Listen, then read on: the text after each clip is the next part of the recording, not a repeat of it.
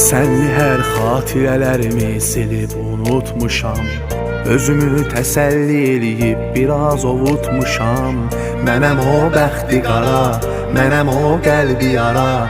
Düşünmə başqasının əllərini tutmuşam. Sənli hər xatirələrimi silib unutmuşam.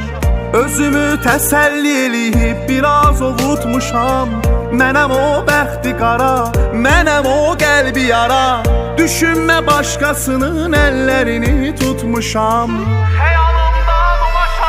Xəyalımda dolaşarsan, gedərsən, gələrsən. Nədir sevmək, nədir həsrət, sevərsən, bilərsən. Uzağıq bir-birimizdən, gör bir nə vaxtdır. Bəlkə də halım ey yar, görsən, gülərsən. Xəyalımda dolaşarsan, gedərsən, gələrsən. Nədir sevmək, nədir həsrət, sevərsən, bilərsən. Uzağıq bir-birimizdən, gör bir nə vaxtdır. Bəlkə də halım ey yar, görsən, gülərsən.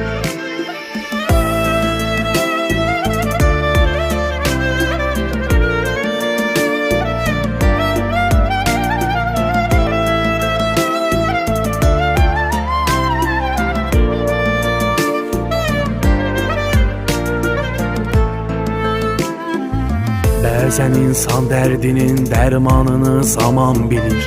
Bu zamandan düzələn yarə deyil, yalan bilir. Gedən onsuz da gedir dərdlərin ən ağırını. Hər şeyin itirmiş insan yalnız qalan bilir. Bəzən insan dərdinin dərmanını zaman bilir. Bu zamandan düzələn yarə deyil, yalan bilir. Gedən onsuz da gedir dərdlərin ən ağırını. Hər şeyin itirmiş insan yalnız qalan bilir.